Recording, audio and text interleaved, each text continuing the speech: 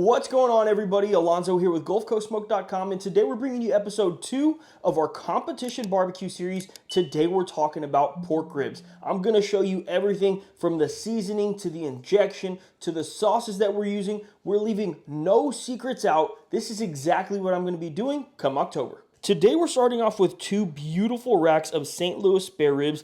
These are the Smithfield Extra Tenders, and when we did our first competition, one of my buddies told me about these, and we did get a rib call. We've gotten multiple rib calls with these spare ribs, so this is what we're going to be using. When we're looking for these ribs, a few things I'm looking for is the marbling running through the meat, and of course make sure that these are nice and thick, but these are nowhere near where I want them, so let's work on trimming them right now. Do not forget, everything we're doing today is in relation to competition barbecue. This is going to be completely different than anything I would do if I was just eating these in my backyard. So first we're going to look at the backside of these ribs, and the first thing I'm going to do is I'm going to remove this skirt on the back. If you guys want to keep this and throw this on the pit for a nice little snack, that'll be perfect. Now you can see if you look at this side of the ribs, there's literally no bones here. All the way till here you'll feel a really small one.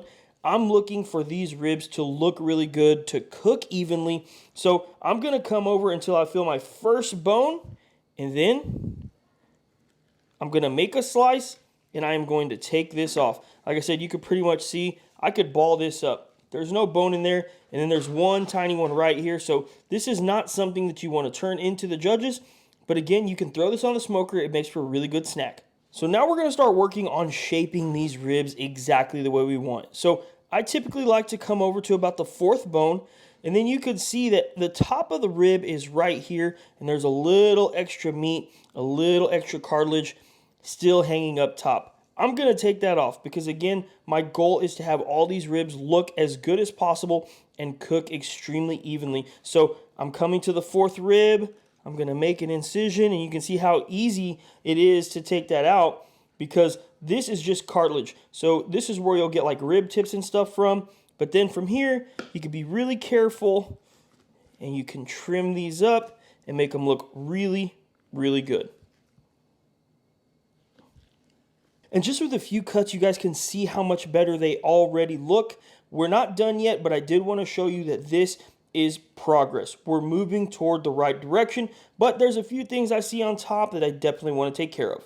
So over top, there's a rib here that has a lot of fat on it. Typically, if I was eating this in the backyard, I would just take this off and I would continue to eat this piece over here. For competition, I'm going to completely remove this. And the reason is because I want to make sure, again, that everything cooks as evenly as possible. So I don't want to have to trim out that fat and then kind of get a little bit of a crater in there. So again, just a few cuts, you can see how beautiful these ribs are already looking. Now, just by continuing to look at this rack of ribs, I feel like I could come over here and take off one more rib. I know you guys are probably thinking that seems like a waste, but we are going to smoke all these ribs today because I have friends coming over to try these, and I definitely want to have extra ribs. So now from here, I'm going to take my kitchen shears, and I'm just going to kind of round everything out just a little bit. And after just a few minutes of rounding out the edges, these look pretty much exactly like I want. I just want to make sure that they're going to look good, they're even all the way across, and I can get as many bones in a row as possible. So with CBA, I believe I have to turn in 7 bones, so I at least want to get 4 from this rack and 3 from my other. So if I could get 4 right next to each other, that's going to be the best thing for me. That's exactly why I'm trimming like this. Now on the back side, I am going to remove the membrane. You guys have seen me do this a lot of times. Just because it's a competition set of ribs doesn't mean it's any different. Just grab yourself a paper towel, or if you could grab it without it, more power to you. And just a few seconds later, that's done. Now you're going to see some fat right here that I definitely want to trim out. That's too much for me. I definitely think that it would render, but that's a lot. So we definitely don't want that on the back of our ribs. And if you look at the back side of these ribs, this is what I want. Now it's time to inject. And for our injection today, we're going to be using LC Barbecue's Boss Hog. This is the first time I've ever injected ribs, so it's going to be a process, but I've talked to a few friends that do comps, and they told me you definitely want to inject. So now I'm just going to go in kind of at an angle and start pumping these ribs so I can feel the injection going in there. I definitely want to come kind of at an angle just to make sure I get as much in there as possible. And again, I've never done this, so if you guys have any tips, most definitely drop them in the comments, because I have no idea if I should put more than I already did, less than I already did. But we're just going to go ahead, and I just counted 6 pumps in between these 2 bones. So I'm going to try and focus on 6 pumps between 2 bones, and after that, we'll see what happens. And if you flip these ribs over, you can 100% see how much plumper they look. And just since I did this injection and flipped it over, I already understand, and I'm being very serious about that. If you can't tell in the camera, these ribs 100% look like 2 times the size that they just did before I injected, and I think that these are going to turn out really, really good. Okay, now that we've injected our ribs, we're just going to get the other rack set up exactly the same way. Don't forget, my goal is to have this rack look as similar as possible to the other one. If we need to do any extra trimming in the end, we absolutely can. I have seen people do that. I don't want to if I don't have to, but we're just going to get these ready, and then they're going to sit in the refrigerator for an hour and a half before we start cooking.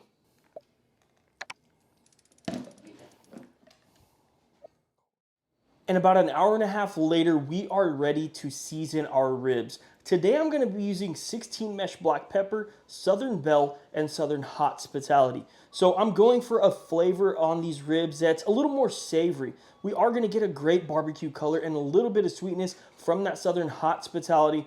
But overall, I'm going to get a little more sweetness from what we put in the wrap today and the sauce that we're going to put in the end. Okay, we have our 2 racks of ribs here, and we are always going to start on the back because the meat side is my presentation. Also, I'm not going to be using a binder today because there's enough leftover moisture from our injection that I don't think it needs one. We're going to start with that 16 mesh black pepper, and I'm definitely not going to go heavy on this at all. What I want to see is I want to see pepper on every single piece of these ribs. Black pepper is going to be a good savory, not really spicy, but just a good overall bite.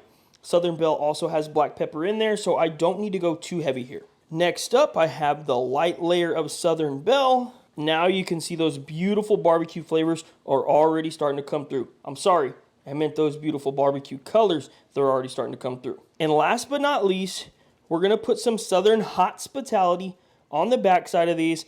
And this is where you're going to notice that the color is 100% amped up. Now I'm going to go ahead and flip these over. And we're going to do the same exact thing to the top side. Black pepper first. Southern Belle second. And then on top, some Southern Hospitality.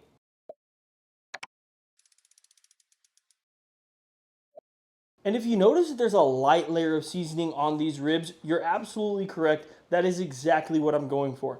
I don't want these to get too dark. I want them to have a beautiful color on them. We'll add a little bit of red color in the end when we're putting that sauce on, but I'm concentrating really hard on making sure that these ribs look as good as possible.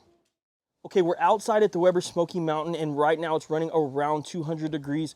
We're gonna let this slowly climb to temp. We are gonna get these ribs on. When you're putting them on, you wanna make sure that you put them there exactly the way you want them to cook. So if they're crooked, they're gonna cook crooked. We're looking to make these just look as good as possible. So you gotta remember all those tips, especially when it comes to competition barbecue. The one thing I won't have at competition barbecue is my kids screaming in the background. So if you guys have kids, drop a comment down below. Let me know, how do you handle them at competitions if they go with you? All right, we're gonna put our ribs on. I'm gonna squish them together just a little bit, and I wanna make sure that these are as straight as possible so they cook really nice and evenly. I'm also making sure that there's plenty of room in between both of these racks just so they get enough smoke. So now that the ribs are on the Weber Smoky Mountain, we are gonna watch these like a hawk. Typically, I wouldn't look at them for maybe 2 hours, but we're gonna check them every 45 minutes because I wanna make sure that there's temperatures, that everything is just perfect. The color on these ribs, I really need to make sure that it is as good as it can be. So if it's getting too dark, I wanna make adjustments right away. Okay, it's been about an hour on these ribs, and we are going to check them for the first time. We wanna make sure they're not drying up. We wanna make sure that color still looks great. We are gonna spritz these if it's needed, and we're only using water and a little bit of distilled white vinegar. Typically, I would use some other stuff, but Right now, we're having a lot of flavors that we're gonna add to these ribs in a little bit. So the wrap is gonna have flavors. There's gonna be some sauce later. We don't wanna overdo it. We want to still be able to taste these ribs. So that's why we're keeping the spritz really simple. All right, the color on these is exactly the way I want them. We're getting a nice red color, mahogany, but it's not overboard. You can still see the natural color and the natural look on these ribs, and that's exactly where I want them for right now. So I see a few spots that are just a little bit dry, and we'll hit them with our spritz, but for the most part, this cook is going exactly the way I thought it would. We'll check these again in another 45 minutes, and then we're gonna be close to time to wrap. About an hour and 45 minutes, we have our ribs exactly where we want them.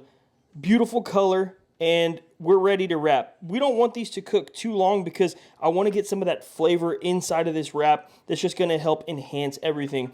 So one of the things I'm going to do for sure is flip it over, and I'm going to take all these dark pieces here near the end of the bones off just because I want these to look really nice. So that's just, that black comes from the bone.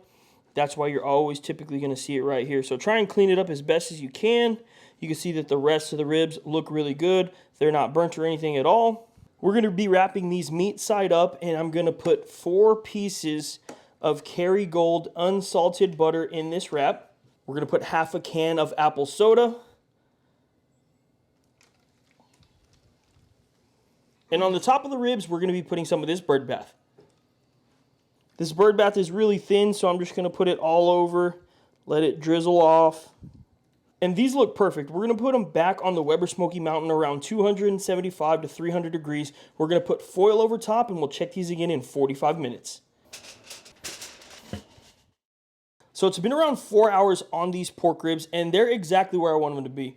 I temped them out. I already know they're going to be tender. I do not need to cook these anymore. All I'm going to do is take some of this butter and apple soda, and I'm going to put it all over top of these ribs. And one of the things that you can notice is these still have a natural pork color. They're not too red, but we're about to sauce them, and that's where we're going to get a lot of our color from.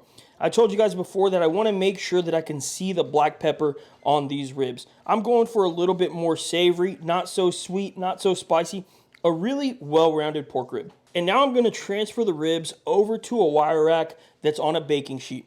We're going to use this to be able to get the sauce off, and then it's going to make it easy transfer into our pellet grill. We're going to set the sauce on the pellet grill here, and we're also going to try this at Competition. Now I have a 2-to-1 mixture of Head Country apple habanero and tiger sauce.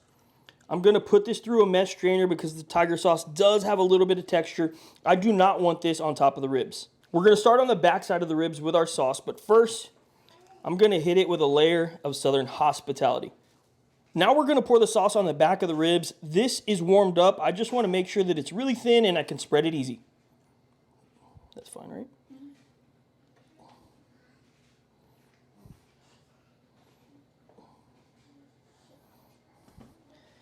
And on the back side, I don't mind using a brush because I'm not too worried about the brush marks. And on the top, we're going to do the same exact thing. We're going to start with a light layer of Southern Hospitality. Then we're going to pour our sauce.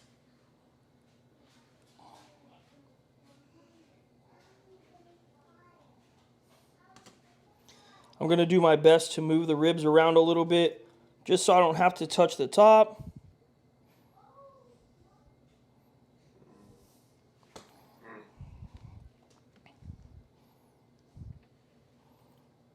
And the reason that I wanted to use this wire rack is because I can move these ribs around as much as I want. All of the excess sauce is going to fall into the pan, and I'm not making a huge mess. You can see that there's no brush marks on the top. Let's get this into the pellet grill at 300 degrees. We're just going to let the sauce set.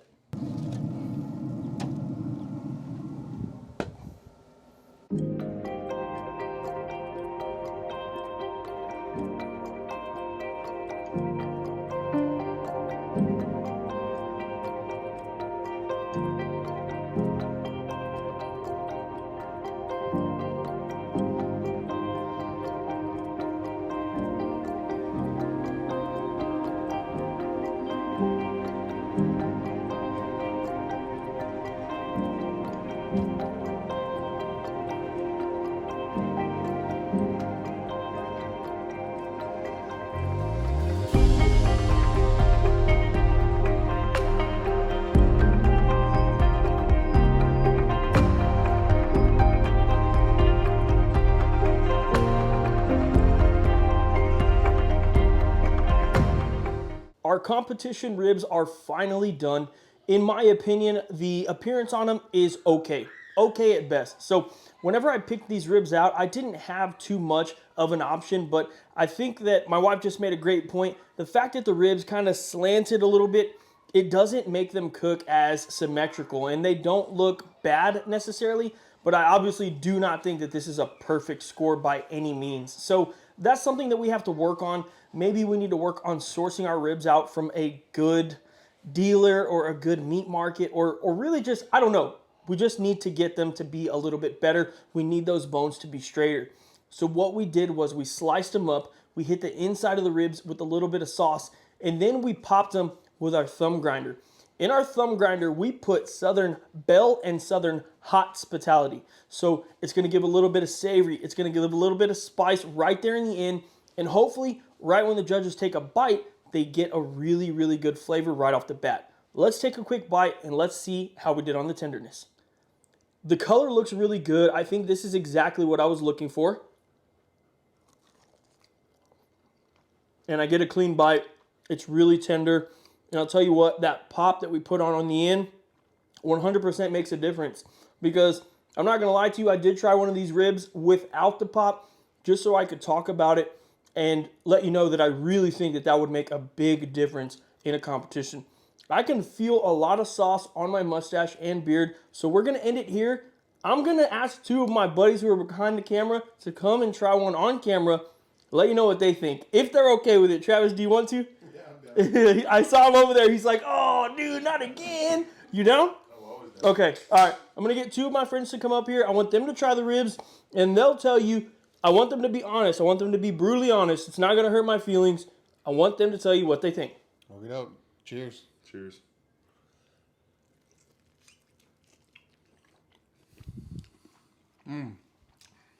Okay. So I've had some of his competition ribs before. I would say these are much less sweet than what we've done in the past. I know he's kind of gone for that. And it's a lot more well-rounded. I get that savory note. I think the pop does make a huge difference, that thumb popper at the end. Clean bite. Perfect. Really good. I agree. It's sweet.